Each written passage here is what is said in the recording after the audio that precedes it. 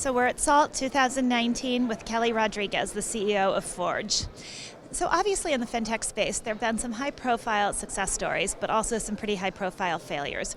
Is there, in your mind, a playbook for what works and what doesn't work?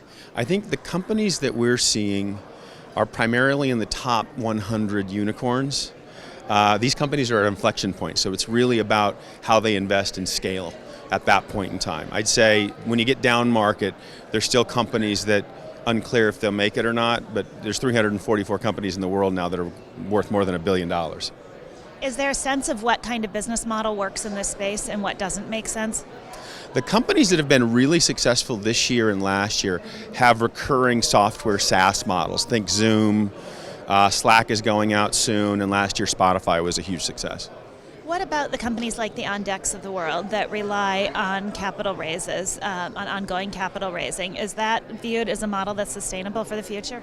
I think the lending space does require expanded sources of capital, and I think you're going to see consolidation in that space, for sure. Do the regulated banks win in the end? I don't think it's possible to be successful at a global level without being regulated.